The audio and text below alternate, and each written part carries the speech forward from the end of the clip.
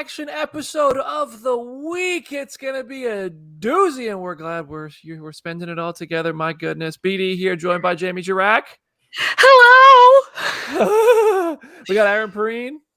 Layla, I don't think you have the same name as the otter, but it's very, very close. It's not spelled the same, no. And we got Jenna Anderson. Hello, everybody. I just have to say shout out to our bosses for sending me a nice mic rig and a new mic just so I can cry into it for this episode. That feels like a perfect way to break it in. I'm just like, oh my God. You look like you're ready to drop a hot new album and record it with that awesome setup. Thank you.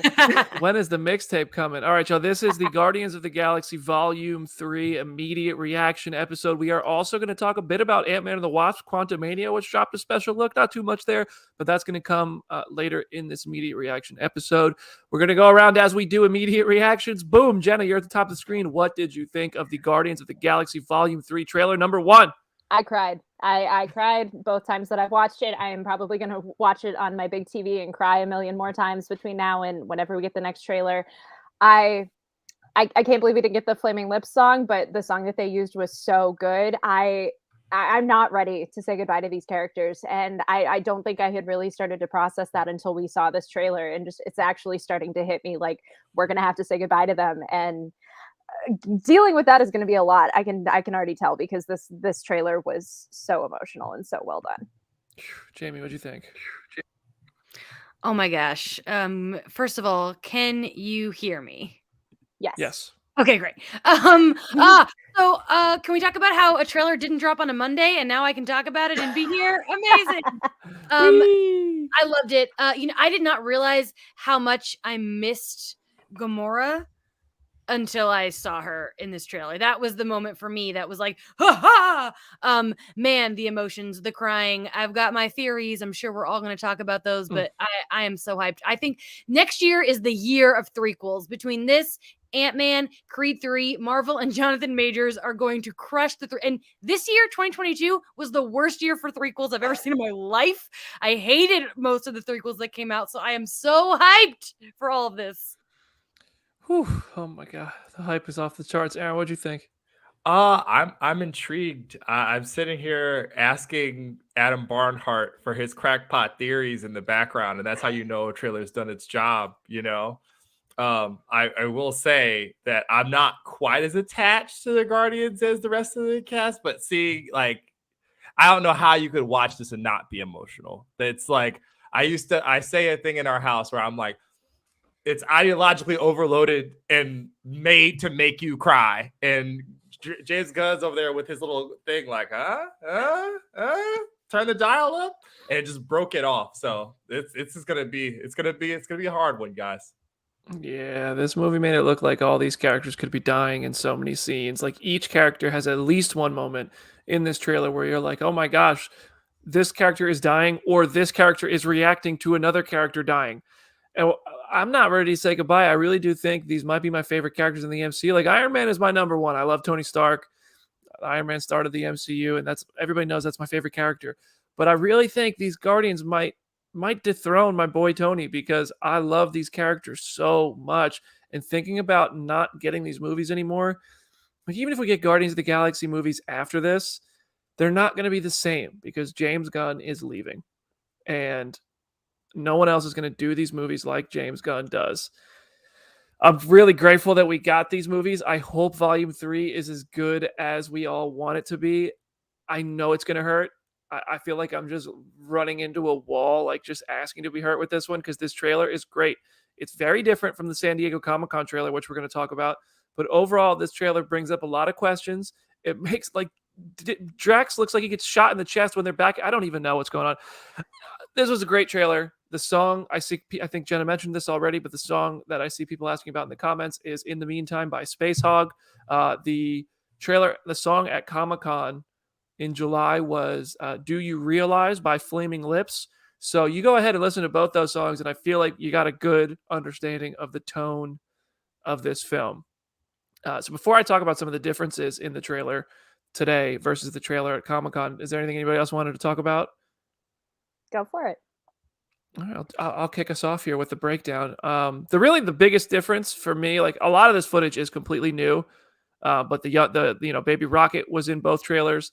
That end tag was not in the original trailer. But the biggest difference is that in the footage of Comic-Con, when they're in those kind of colorful spacesuits, we see Gamora and Peter talking to each other, and Peter is trying to explain like who he is, what their relationship was, post 2014, before Gamora was killed in Infinity War, and before this Gamora that we are going to see in this movie was plucked out of the timeline and survived.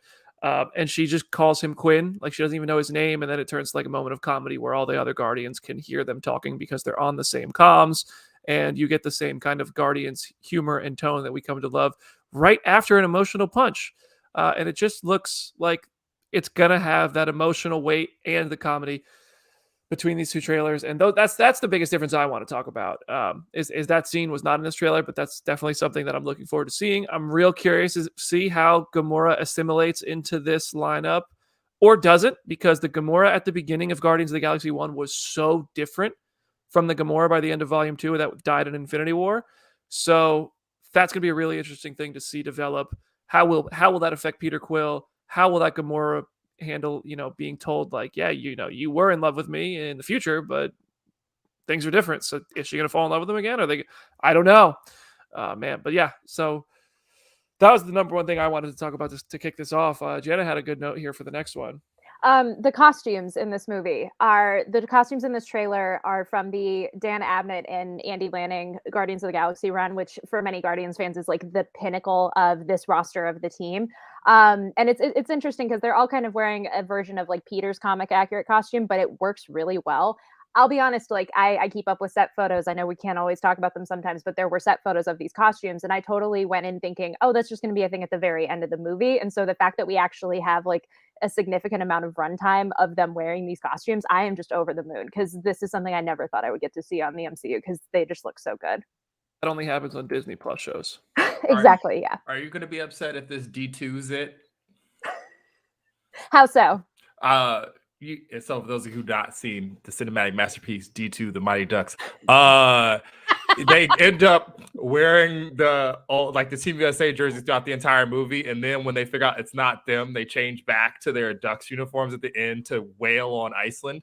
And it seems rather it fits with the property itself, but they're all so different and individual that I was like kind of like what? Because I've seen the comic costumes in Red Part of that run, and it is really good. But also, I sit there, I'm like, taking orders from Peter Quill? What?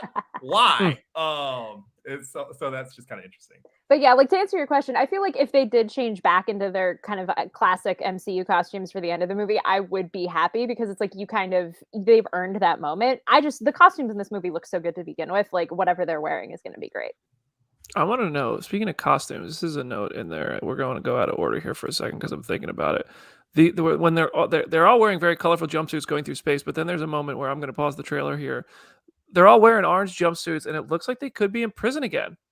That's what I think. Yeah. Right? Is this going to take us back to Guardians of the Galaxy 1, where there has to be another prison escape, where that's how they all met in the first place? It would make sense that maybe that's how they all end, their run, at least in some capacity in this trilogy. Like, where does anybody have an idea where this is? What's going on in this apparent prison scene, which also seems reflective of the first movie because there were people floating behind them? Like, is this another thing where they removed the artificial gravity? It kind of looks like it. I'm here for the full circle of so. What's making me happy about this is that Gamora's with them, which means a good sign for her connection. Like that's what I want to see. So, but that's what it looks like, and I'm into that. Maybe they're busting Gamora out of somewhere. Like the only theory I could have is like somehow this is a place tied to the High Evolutionary. Like this is his like prison or his like base of operations or something. But if it isn't that, then cool, we get another space prison in the MCU. So another thing we didn't see in this trailer that we saw in the Comic-Con trailer was that they showed up somewhere and they were caught by, I don't remember who it was that caught them. I can't remember the people who caught them. It was a group that we know, but I'm completely blanking on what they even looked like, who they were. But the point was they were caught by somebody and they said, "Do you have an appointment?" And Nebula's like, "We have an appointment." And Peter Quill starts yelling, "Yeah, we have an appointment." And they're like, "With who?"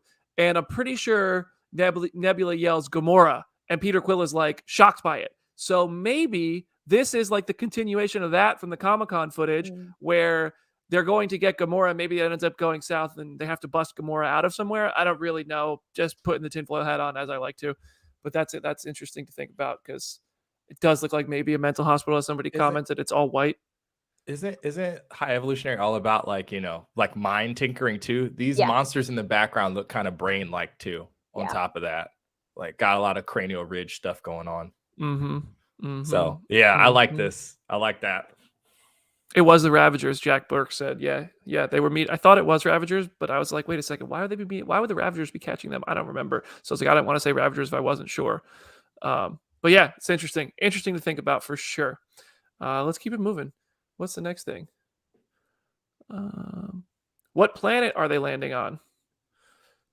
Well, in like the beginning of the trailer, like, is that Earth? Because there's a lot of animal-human hybrids, and I know you have a note in there about like the Statue of Liberty and stuff. Like, are these two completely different scenes? Because I'm at a city in the MCU full of like a West view for like animorph people, but I have no idea. Can't be Earth. There's no Captain America shield on the Statue of Liberty, right? Where's Didn't they knock Avengers that down? Tower? That was up for like Spider-Man. 2 days. Yeah, I know. It wasn't in Miss Marvel, so I assume it's gone. Yeah, I mean, this looks like Earth to me. Maybe aliens have just made their way to Earth, and that's just what we're showing, that there's more interplanetary travel in the MCU, and maybe that's Earth, maybe it's not. It seems kind of like Westview. I don't know. Oh, maybe it's Space Westview. It all ties together. Somehow Agatha is also tied to it somehow. And I don't know if you guys know, but Agatha's Agatha's all over this movie. Like Catherine Hahn is in every scene. Yeah, I'm curious. Jenna, you want to talk about Half-World? What Half-World could be? Oh gosh, I'm rusty in that regard, but it's exactly kind of what it sounds like. It is this like kind of animal alien sort of home world that a bunch of people kind of reside on. It's been used a lot of times over the years. It's in like Hulk comics. It's in like it's also where Rocket and Lila, who we're going to talk about later, like they kind of originated from there. So it could be Half-World, and we're just really leaning into the idea that like Half-World has this suburbia to it, or it could just be this weird colony on Earth. Also, all of the comments are now talking about Avengers Tower, so now we need to know who bought Avengers Tower. See, I'm not alone. People have taste in their curiosities, but yeah, those do look like like I was going to add this, and now the comment section is also saying it. All those subjects, all those half animal people, whatever, seem like they're obviously test subjects of the High Evolutionary. So maybe he has a little pocket carved out on Earth. Maybe he has a world, somewhere else where he just keeps all his people and does whatever he wants to do to them to try to, make them better as he sees. But yeah, I definitely think all those people are High Evolutionary products. Adam Warlock. The world has finally seen him. That's really all you have to say. Will Poulter looks great. Like, I mean, right? No notes. James Gunn, you done good, kid. He's only in it for like 5 seconds. Like, that's really fun that they're just holding back. I wonder what young Will Poulter has to do here. We a long way from the air fryer. That's his whole role in the movie. That's it. 5 seconds. 5 seconds. That's all we get of Warlock. Yeah, wait till Guardians 4. Oh god. No, Warlock looks great. Too hard. Like we know nothing about his story, his role, so it's hard to really pass judgment. I don't really even. Does anybody have anything they want to see specifically that they? I mean, he's just such a weird character in the comics. Like the way that he can be characterized, there's such a wide swath of potential there. So I'm more just curious. Like, obviously, he's in this for 5 seconds and doesn't have a line of dialogue or anything. But I hope before the movie comes out, we can see some inkling of like how he just behaves and how he is with the other Guardians, because that is something I'm very curious about. I would love to one day get to a point where we see a Thanos Adam Warlock kind of team up, like little tense team up story like we've had in comics before. Those two guys don't really get along, but they also have had to work together. So I would love to see that, but I'm just a Thanos fan. I know. One of my favorite lines in the trailer, Pete, I'm done running. Just seems like someone's going to die. I think that it's a fake out. I think that like they're really trying to make us think that Rocket's going to die. And I think that Drax is going to die. That's my theory. Just based on this trailer. I mean, I hope I'm right, because I don't want Rocket to die. I don't want anyone to die. But just the way that like that Mantis shot and that Peter shot, I mean, they were crying over a death for sure. Those two, and that's my theory. That's what I think. I hope not, man. I'm with you though. I think Drax is going to die, but I think someone else is going to die too. I don't think it's going to be Groot. Groot's already dead. This is a different Groot. Ain't going to kill him twice. I just like James has said when talking about this movie that like it is Rocket's story, and I also feel like, especially now that James's future after this is so much more definite than it was like even at Comic-Con, like we know he's not doing Marvel stuff in the immediate future. I feel like he's gonna kind of like if he's gonna take Rocket with him. Like Rocket's story is gonna end when his time in the MCU ends. Like that would be my guess. I would love to be wrong. I would love to get more Rocket stories. I know I'm going to openly weep if he does die in this movie, but I could absolutely see it happening. So let's go around real quick and make our definitive predictions on who's going to die once and for all. And unfortunately for you, Jenny, you're at the top of the screen. I mean, I echo what Jamie said. I think Drax is a very high possibility, and Rocket also as well. I think Drax is going to die. I'll be only because of how clearly Dave Bautista keeps talking about how he's done with this. I also and I could see it perfectly in a story where Drax makes a sacrifice to say like I can go be with my family, Yvette and Gamaria, like I can go see them again. So it's just going to be an emotional payoff for Drax. I don't unless this movie ends with like Drax moving on or something. I'd rather him kind of make a sacrifice. I don't know. I don't want to lose Drax. It's hard, but I think Drax goes. I don't know. I could really see him like killing somebody like Star-Lord or Nebula. I don't know, man. I think Drax and Nebula. Those are my two in the Deadpool. Jamie, what about you?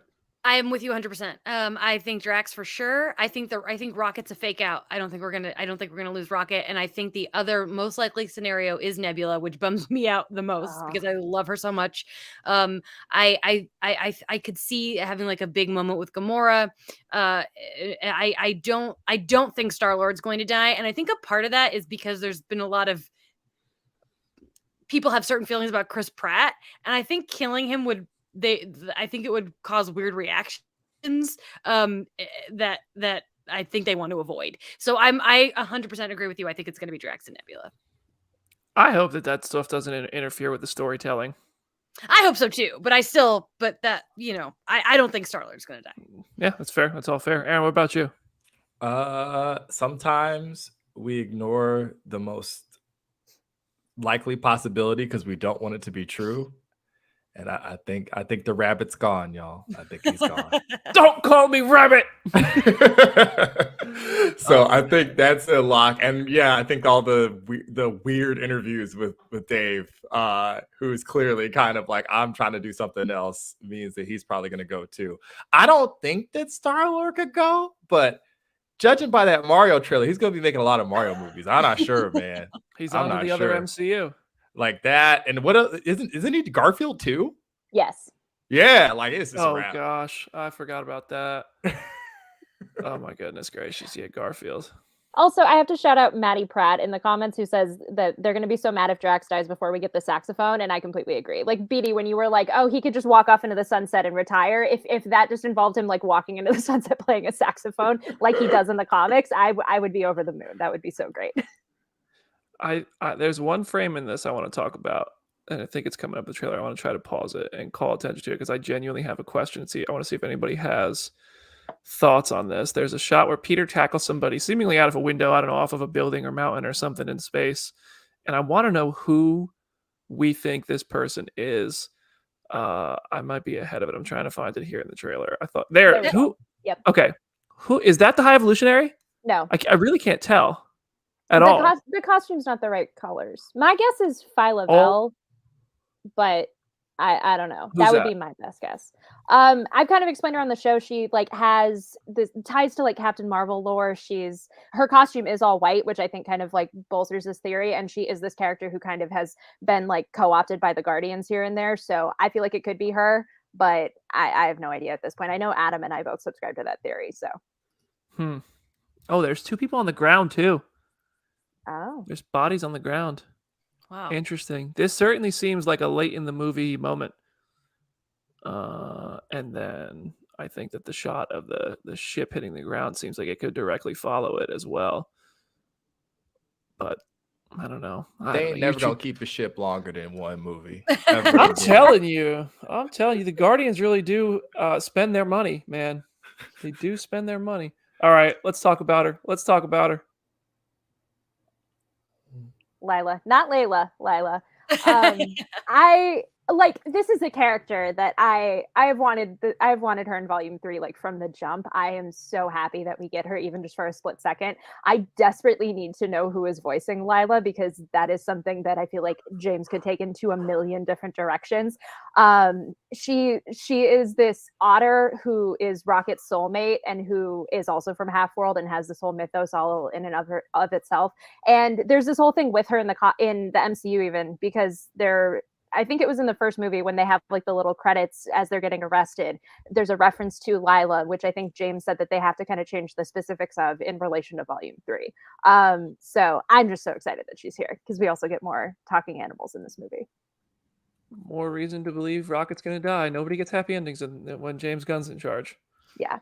Also, Layla in the chat is saying, "What if it's Lady Gaga?" And like, I kid you not, that has been like my fan cast. That's actually really good. Since like A Star Is Born has come out, I've just been like, "What if it was Lady Gaga?" And you just reunite the two of them. Like, I would be so happy if he somehow found a way to make that happen. It would be so good. I'm out in deep space. Our dog is named Cosmo. We'll never make it out. I'm sorry, I ruined the show right there. At the end of the trailer, oh my god, look at Baby Rocket. Just look at him. Look at the little baby before he gets tortured by the High Evolutionary. There is an obelisk in this trailer, which is the creature from the beginning of Volume 2, perhaps coming to get revenge for the beast which Drax single-handedly slayed, according to Drax. That's cool, it's all connected. And I have a question. Why is Nebula carrying Star-Lord? That seems like what happened to him? Yeah, like a joke thing. Maybe it's like Get Help. Oh yeah. Oh. Maybe it's the Guardians version of Get Help. Yeah, my favorite moment in this whole trailer is Happy Nebula, when she looks like she's like cheering and maybe dancing. How about Nebula trying to dance in the holiday special? I loved that so much. I thought she killed it. I thought she's put those skills out there. A couple things we didn't see in the trailer. Cosmo from the holiday special, not featured in the trailer. But he's on the poster. She's on the poster. Yeah. Okay. Well, I mean, that's interesting. Maria Bakalova will be the voice of Cosmo, the telekinetic dog, first introduced in Guardians 1, featured more prominently in the holiday special, and now not in this trailer, but will be in the movie. I mean, save some things for the next trailer, right? And save some things for the movie. Kraglin is not in the trailer at all, I don't think. Sean Gunn's character. He is in the poster, though, too. So, yeah. Yeah, Kraglin. I mean, we know Kraglin's going to be in the movie. We know Michael Rooker was on set for the holiday special, which was filmed at the same time as this. It makes me wonder, like, is Yondu in some way going to be featured in this? I know James Gunn's never going to bring him back to life, but will Yondu be in this? Maybe, maybe not. And we don't see Aisha in this. And I'm curious if the Sovereign will play a part after Guardians Volume 2 and, the creation of Adam Warlock. So, I mean, that's another thing I'm totally fine with you saving for the movie. Just pointing out that it's something I think could be a factor that we don't see here. Was there anything else you guys are curious why we didn't see it or that we didn't see? This trailer was so good. Like, I'm so happy with everything that we got. So I have no complaints there.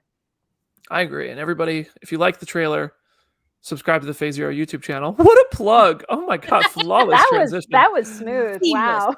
Thank you. The Phase Zero YouTube channel, we do these immediate reactions for every big trailer.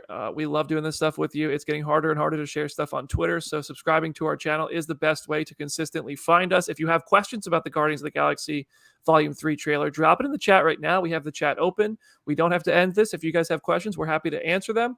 We're going to talk about the Ant-Man and the Wasp Quantumania featurette really quickly, and then we can come back to Guardians 3 if you do submit questions. All right. Ant-Man and the Wasp Quantumania. They dropped a featurette. It was really just a look back at Scott Lang's journey in the MCU with some stuff on the end of it. Very limited new content. I'm real curious how many versions of this scene between Ant-Man and Kang we're going to get. I saw a version at San Diego Comic-Con. Jamie saw a version at D23. There is a version in the first trailer, and there is a version in this. We still have not heard the line that I keep dropping here, which is, have I killed you before? You're an Avenger. Have I killed you before? That's what I saw at D23. Oh, okay, so it was the same line at D23? Yeah. Mm-hmm. Okay, so we saw the same. Okay, so there's only a couple versions, but I'm curious, like, are these just variant trailers? Is that the whole shtick they're doing here? They're just, I don't know. But Was there any other takeaways you guys had from the Quantumania stuff from CCXP? My I think biggest. Oh, go ahead. Jenna, go ahead. No, my biggest thing was that line of like, I was waiting. We got to the moment. I'm like, oh my God, this is the perfect time for him to say it. And I'm just the say the line Bart meme from The Simpsons, and he just didn't say it. I'm so disappointed. But the quantum realm looks awesome. Like even the visuals in this look better than the trailer did a month or so ago. Like I know this movie is going to look amazing. And so that is really exciting. But yeah, I wanted a little bit more. I wanted that line from Kang. I wonder if they're going to make us wait for the movie. Jamie, sorry, go ahead. No, I'm just interested in the fact that like they made this like some kind of big Ant-Man history thing, which is like, are they gonna kill him? Because it like that, like it was an interesting choice to be like in a way that like the Guardians, we know it's a culmination. That's what this featurette makes it feel like it's the end of Ant-Man. So that maybe, I don't know, Cassie can take over. We got to start thinning out the Avengers so the young Avengers can take over. I don't know. I thought it was an interesting choice to do this little recap. I feel like you've all joked around and now we've ruined the surprise for ourselves when the third act has them trying to break into something with freaking 1 week by the bare naked ladies, and he keeps getting killed by Kang with different line reads by Jonathan Majors. Like, oh, you made it back again. Oh my God. Back up again. Yeah, like what if the answer to what if the answer to have I killed you before is just yes? Like, Yes. bro, 7 times in this movie. Like, let me live, man. Now I'm gonna be disappointed if that doesn't happen. That is a great theory. Like I love that. There's a lot of weird Ant-Man's getting turned into string cheese in this in the trailer, and the little bit of footage that we did get, which is in better quality, I think, in this one than it ever was in the first one or whatever. I can't speak to D23. I wasn't in the room, but yeah, like I'm wondering if that's weird too, Brady. You don't have Jonathan Majors read something 3 or 4 different times, like with the exact same placement. It seems strange. Yeah, I think we're catching on to something here. Detective Comics. Wait, wrong. Hey, DC's canon in the MCU. Batman was name dropped in holiday special. Was there anything else from Quantumania you guys wanted to talk about? Can I ask about the stolen valor for like, they're like, oh yes, it was Scott's whole idea to do the time heist, whatever. Man, that rat, man, disrespect. My homie saved the world.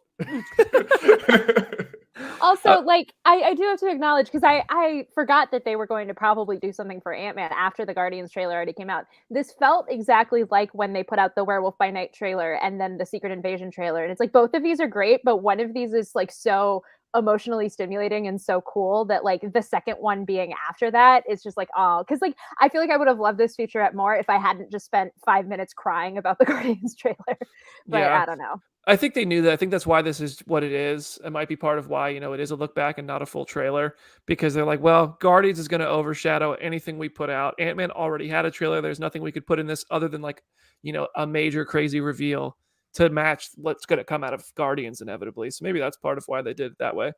I'm glad we got both. It's cool. I certainly was. I did allow Guardians to overshadow my experience watching the Ant-Man thing, just like everybody else did, I think. Yeah. I did see a question here about the Guardians of the Galaxy Volume 3 stuff. Do you think... Okay, so it's a couple questions I want to go back to with Guardians. First, from Tim Bishop, do you think they filmed a second holiday special when they filmed the first one and Guardians of the Galaxy Volume 3, given the post-credit scene and Kevin Bacon's line about seeing them again at Easter? I don't think so. I think they already had so much cut out for them with Guardians 3, the holiday special, and Cosmic Rewind for Epcot that I don't think so. But I do think they certainly want to do it. I think Marvel will want to do another one, personally. We're not getting an Easter special. I like Christmas is, yes, like there's a religious, obviously it's Christmas, but like it's also very much cannot be. There's no way to get around that in Easter. And I don't think Marvel would do that. Girl, Guardians of the Galaxy Spring Fling. Let's do it. Okay, here we got another question from Bill930505. Will the real Ravagers return in the third movie if Sly needs money for that? Oh my god. I think Bill is referring to the original Guardians of the Galaxy with Starak and Martin X and Miley Cyrus. Yeah. Miley Cyrus, that's right. Charlie 3000. I kind of think they will. I kind of think they're going to show up. Like I don't know. It would be real interesting of a move to introduce them and not use them. But I guess they are Ravagers in the MCU. They aren't the OG Guardians in the MCU as far as we know, unless they took that name beforehand. But I think so. You guys think we'll see Sylvester Stallone and Michael Rosenbaum and all them back? Yeah. I think it's likely. That would make sense. It's nice to think. Get Fun Code. Shout out to my buddy Get Fun Code, man. Thank you for coming out to Violent Night screening and having a good time. Who was the woman in white on the hamster wheel? I think that's the same person that like throws Peter off of the building. That's what I was thinking. And so I think it might also, like, if it is Phyla Vel, then that might just be like a younger version of her or something. Yeah, Peter, can we get the Guardians trailer so I can go back to that? Also, like because I'm gonna butcher the name of the person who said it, but someone pointed out in the chat that there was no MODOK in the Ant-Man trailer, but there was a Funko Pop of him released this morning, which is the weirdest thing to me. 'Cause, like, they put that out, and I was like, okay, yeah, we're definitely getting a trailer. MODOK's definitely in it, because why else would they put out this merchandise? And then still, we have not seen him in this movie. Mm-hmm. You gotta wait for your leg warmers. You gotta wonder if that look on MODOK is a mask, and we're gonna see the big fleshy giant head. Or if it's just like an all metal MODOK. Oh, yeah. That to me, I thought that was Mantis at first, but now that I zoom in and I pause it, I don't think it is. But that could be the person who Peter was tackling for sure. I really can't tell. I don't know. That kind of the other person seemed like they almost had a cape, like a long thing going down the back. This just looks like a white jumpsuit. That I think these are two different points in time. I think this would be like a flashback for that person, and like way before where we are now. But I don't know. Maybe there's some sort of metaphor there. We're all running in circles. I don't know. Whew. All right. MODOK is Darren Cross. That's why he has the mask. I mean, yeah, I think so too. Yeah. I think Yellow Jacket is now MODOK and Corey Stoll's back, but that hasn't been. That's just a theory. We'll see. What do I know? I think so. That's back to Ant-Man. All right. Any other questions? Anything anybody wants to talk about before we wrap up our immediate reaction episode for the day? If it is Phyla Vel, Jenna, isn't that like part of the Captain Marvel? Yes. Mythos? Like that would provide you some connective tissue through this, through Quantumania possibly, and through the Marvels, right? Mm-hmm. Oh man, let's hope. Let us all cross our fingers. I'm just so hyped for the soundtrack. I just cannot wait to cry. Also, like, I added a note in here that Indiana Jones trailer was awesome. We just have to acknowledge that. I've been waiting so long for you guys to see it.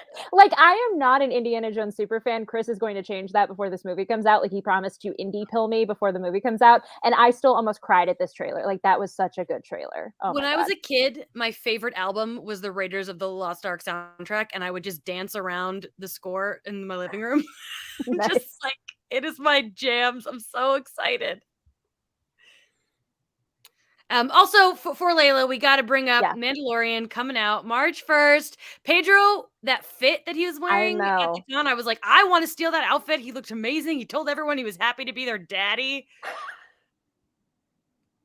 I'm ready. Yeah, they're steering clear of it's just we're getting a longer Pedro season because now they're moving back further. We thought they were. Mm-hmm. You got The Last of Us starting January 15th, and you got The Mandalorian season 3 starting March 1st. And The Last of Us is I'm biting my tongue for now. That's going to be exciting. And then Gecko straight Mando Pedro era is about to be in full swing. Did Jim Viscardi just drop a Buffy reference in the chat? Because if so, hey, buddy. Love ya. All right, y'all. We'll end it there on the Buffy reference from Viscardi in his cell, the Hail Mary. Somebody gave that man the key. All right, y'all. Jenna, any last words for today's immediate reaction episode? Go read some comics. Go read the Abnett and Lanning Guardians of the Galaxy run if you love those costumes and you want to see more of them. And I'll probably make a thread or an article or something of other stuff to read based off of this trailer. But yeah, go read some comics. Aaron. Excited to see what other weird personal products mess with more from Guardians of the Galaxy Volume 3. Put in your bets right now with me on Twitter. I'm sure it'll be a mug or possibly a car wrap. Who knows? Gordita wrapper? Who could tell? Who could tell? Jamie? Thank you again to everyone who's posting your Spotify raps. It's making us all so happy. And while we're talking Lucasfilm, I'm once again going to plug Willow. Please watch Willow. I'm obsessed with it. I love it. All right, guys. Thank you so much for watching. Make sure you subscribe to the Phase Zero YouTube channel. We appreciate it. I really would love it if we could somehow, by some miracle, hit 10K subs by the end of the year. You know, we're almost at 9,000. I would love to just see a push over the finish line and know that we're going into the next year strong. We got Ant-Man and the Wasp, Quantumania, Guardians of the Galaxy Volume 3, Secret Invasion, all coming in the first half of next year. It's going to be a good time to be a Marvel fan, and we're going to have lots of content. We appreciate y'all spending time with us, and maybe, hopefully, by the grace of the marvelous universe, we'll be able to do screenings and watch this stuff with our friends. Like I know Layla and a bunch of people in our comment section, our Phase Zero community, they're all talking about how they're going to go see Ant-Man together and have a whole party over it. I hope we get to do some stuff like that and maybe do some live recordings and stuff. And you guys supporting us and doing this stuff with us and joining us for these conversations helps make that possible. Even if it hasn't happened yet, I still have huge ambitions for where we're going to take this stuff in the future. All right, guys. Good luck getting through Guardians of the Galaxy Volume 3. Thank you so much. If you have notes, send it to us in the Phase Zero community tab on Twitter, or just tag us or drop it in the comment section on this video. Maybe we'll make a follow-up video about it. We'll see y'all soon. See you on Wednesday. Jenna's heading up the show on Wednesday. See you there.